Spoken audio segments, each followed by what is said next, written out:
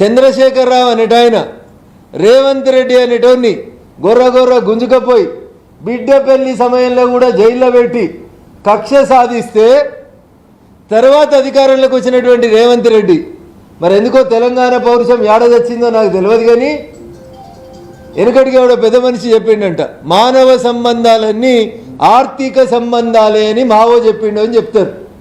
అట్లా కాళేశ్వరం కట్టిన company Musi river development ప్రాజెక్టుని కట్టబోతున్నటువంటి కంపెనీ ఈ రెండింటి యజమాని రెండింటి కంపెనీ ఒక్కడే.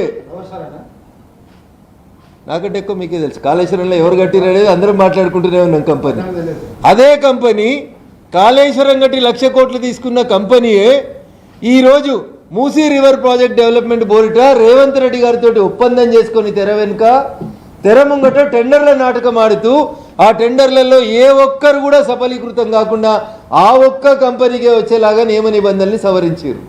ఇది అబద్ధమైతే చెప్పమనండి రేవంత్ రెడ్డి గారిని. మీరు తయారు చేసిన డిపిఆర్ మీరు ఇవ్వబోతున్నటువంటి కాంట్రాక్ట్లు కాళేశ్వరం కట్టినటువంటి కంపెనీకి ఇస్తున్నారా వేరే కంపెనీకి ఇస్తున్నారా చెప్పాలి. కాళేశ్వరం కట్టిన కంపెనీకి ఇస్తున్నారు అన్నప్పుడే రేవంత్ రెడ్డి కేసీఆర్ ఇద్దరు వేరువేరు కాదనేది దయచేసి తెలంగాణ సమాజం అర్థం చేసుకోవాలి.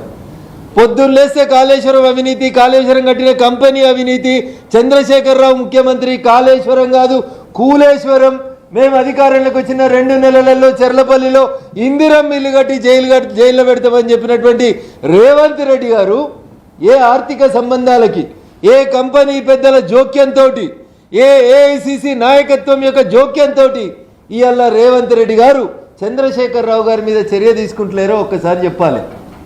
పోనీ ఇది పక్కకు పెడదాం. కొండందవిడిని ఎలక కూడా శాత కాలేదు కాళేశ్వరంలో. ఇంకా కార్ల రేస్ కోర్స్ అన్నావు కదా, రింగ్ రోడ్ టెండర్లు అన్నావు కదా, ఇంకా నిజామాబాద్లో ఏదో వాణిజ్య పన్నుల శాఖ కుంభకోణం అన్నావు కదా. ఏ ఒక్క కుంభకోణం మీదనన్నా రేవంత్ రెడ్డి గారి ప్రభుత్వం 2.5 ఏళ్లలో చంద్రశేఖరరావు గారి మీద కానీ వారి కుటుంబ సభ్యుల మీద కానీ ఒక్క యాక్షన్ తీసుకున్నటువంటి సందర్భాన్ని చూపెట్టుండ్రు. ప్రతిసారి అంతే, ఈయన తిడతాడు, ఆయన ఏడుస్తాడు, ఆయన అంటాడు నా సాగు కోరుకుంటున్నారు. సారు నువ్వు సల్లంగుండు 100 ఏళ్ళు, ఎవరు కోరిరు నీ సారు? నీ సాగు ఎవడు కోరిండు? దోసుకుంటేందుకు నువ్వు తయారుండు, జైల్లో పెడతా ఆయనతో రాజీ పడ్డాక ఇంకా నీకు భయం ఎందుకు, నీకు సావెందుకు? ఈయన అంటాడు నేను పేర్లు మార్చుకుంటా. ఎందుక ఉత్తర కుమార ప్రగల్భాలు? పని చేసి చూపెట్టండి అంటున్నాం.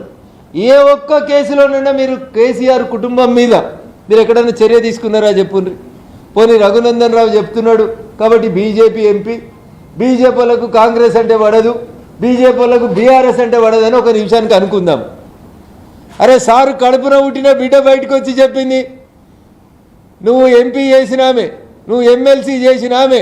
చెల్లె కల్వకుంట్ల కవిత బయటకు వచ్చి చెప్పింది కాళేశ్వరం పేరిట అవినీతి జరిగింది, మా నాయన చుట్టూ కొంతమంది దొంగలు జమ అయినరు, ఆ దొంగలతో కలిసి 1,00,000 కోట్ల డబ్బులు దోచుకున్నారు అని చెప్పింది. ఎందుకు ఆమెను అప్రూవర్గా మారుస్తలేరు రేవంత్ రెడ్డి గారు? ఎందుకు కేసు నమోదు చేస్తలేరు? ఎందుకు రిమాండ్ చేస్తలేరు? దీని వెనకాల మీ ఇద్దరి మధ్యలో కాంగ్రెస్ టీఆర్ఎస్ పార్టీల బంధం వీణావాణిల బంధం తప్ప ఇంకొకటి కాదు. కాంగ్రెస్ బొమ్మ అయితే టీఆర్ఎస్ బొరుసు. ఒక నాణానికి బొమ్మ బొరుసు ఎట్లనో కాంగ్రెస్ టీఆర్ఎస్ కూడా ఆ రెండింటి మధ్యలో విడదీయరని